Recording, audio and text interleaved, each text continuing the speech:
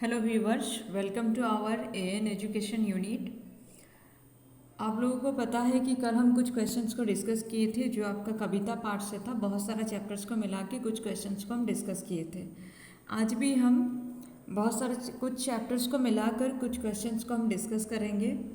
और ये आपका कल क्योंकि कविता से लिया गया था, आज आपका कहानी निबंध वगैरह से रहेगा। ठीक है, उपन्यास वगैरह से रहेगा।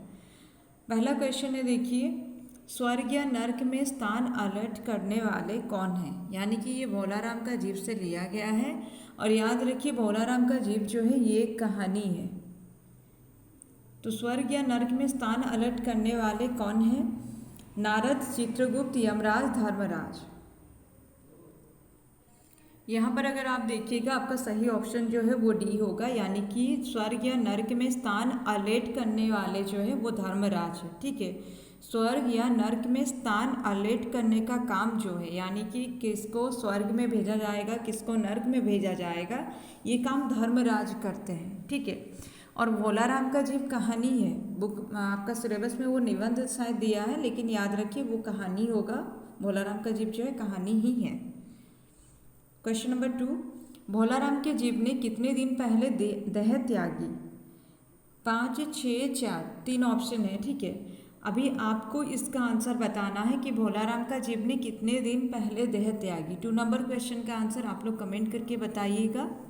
क्वेश्चन नंबर 3, भोलाराम का जीव किसे चकमा दे गया? धर्मराज, दूत, चित्रगुप्त। याद रखिए, क्वेश्चन नंबर 3 का बी ऑप्शन सही है। भोलाराम का जीव जो है वो यमदूत को चकमा देकर चला जाता है, यानी कि वहाँ से गायब हो जाता है और जाकर कहाँ रहता है? फाइलों के बीच। क्वेश्चन नंबर 4, यमदूत ने सारा ब्रह्मांड किसकी खोज में छान डाला? भोलाराम के जीव, धर्मराज, अफसर।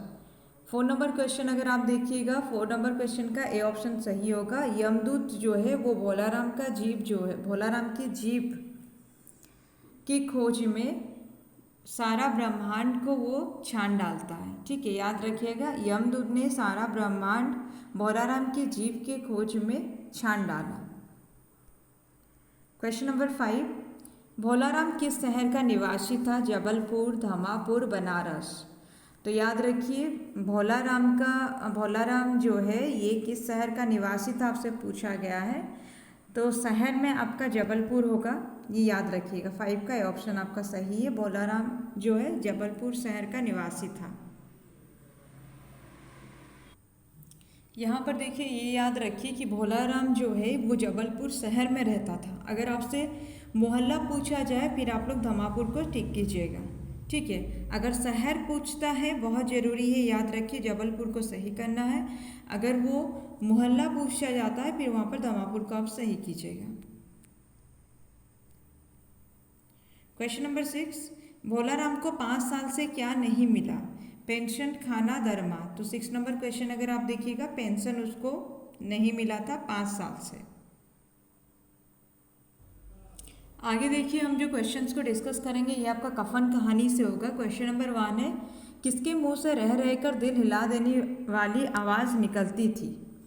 घीसू, माधव, बुधिया। क्वेश्चन नंबर 1 अगर आप देखिएगा, 1 का आपका सही ऑप्शन सी होगा। बुधिया के मुंह से रह रहकर दिल हिला देने वाली आवाज़ निकलती थी। बुधिया जो है ये माधव की पत्नी है और घीसू जो है माधव का पिता है, याद रखिएगा। ठीक है, घीसू पिता है, माधव बेटा है और माधव की पत्नी बुधिया है। और बुधिया के मुंह से रह रहकर दिल हिला देने वाली आवाज़ निकलती थी। क्वेश्चन नंबर 1 का आपका सी ऑप्शन जो है ये सही होगा। क्वेश्चन नंबर 2, जाड़ों की रात थी, प्रकृति सन्नाटे में डूबी हुई, सारा गांव अंधकार में लय हो गया था। ये किस रचना से ली गई है?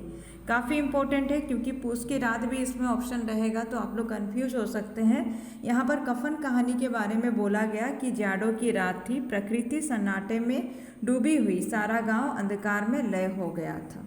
2 का आपका सही ऑप्शन जो है बी ऑप्शन आपका सही है। क्वेश्चन नंबर 3, किसने कहा मालूम होता है बचेगी नहीं? घीसू, माधव, जमींदार। क्वेश्चन नंबर 3 अगर आप देखिएगा, आपका सही ऑप्शन जो है ए होगा। घीसू कहता है ये मालूम होता है बचेगी नहीं। 3 का ए ऑप्शन आपका सही है। घीसू कहता है मालूम होता है बचेगी नहीं। ये किसके बारे में बोला गया है? बुधिया के बारे में। क्वेश्चन नंबर 4, माधव क्या बोला?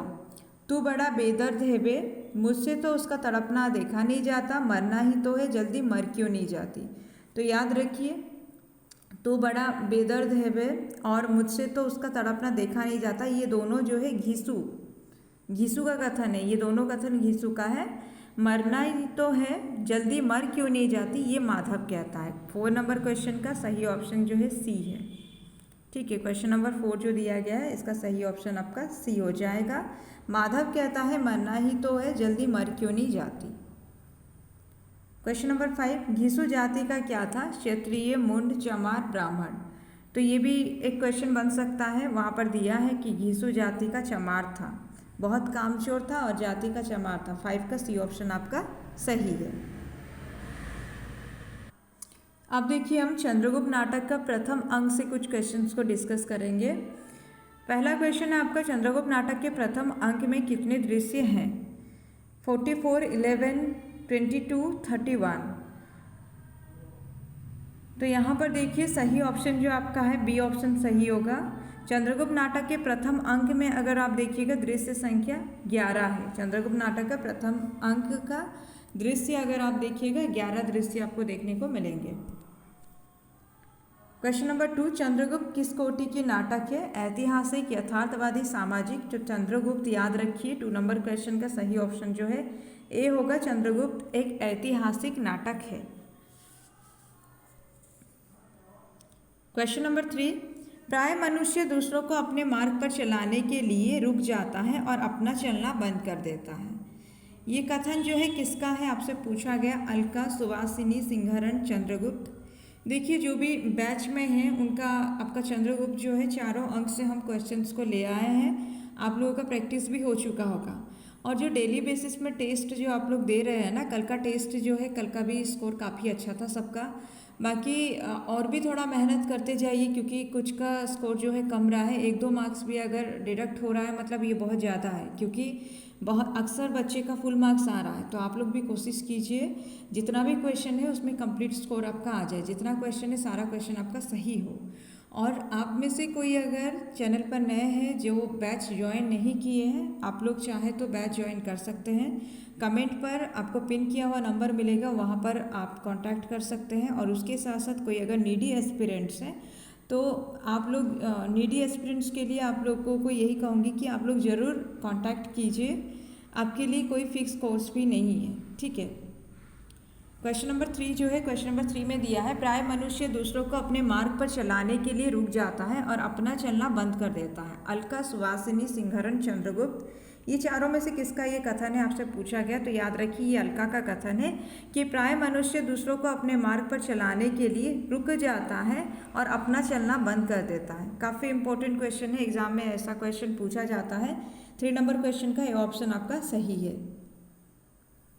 क्वेश्चन नंबर 4, संसार भर की नीति और शिक्षा का अर्थ मैंने यही समझा है कि आत्मसम्मान के लिए मर मिटना ही दिव्य जीवन है। ये कथन किसकी है? चंद्रगुप्त, अलका, सुवासिनी, सिंहरण।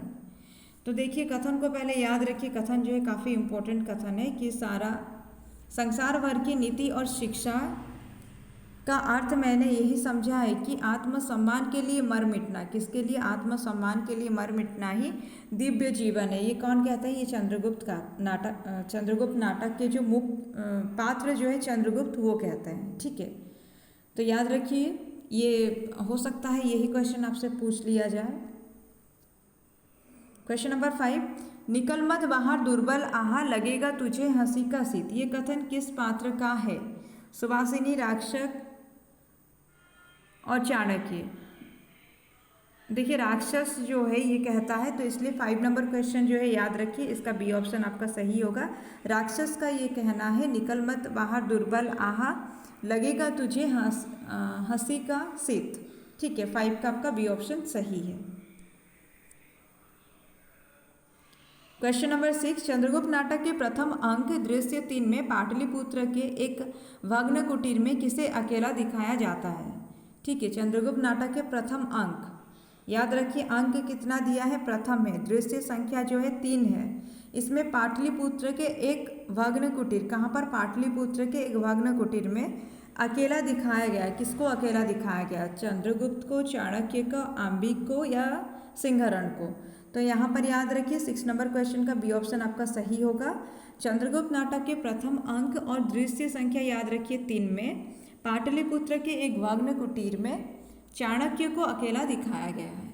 ठीक है, आज हम यहीं तक ही डिस्कस करेंगे। आगे नेक्स्ट क्लास में हम फिर क्वेश्चंस को डिस्कस करेंगे।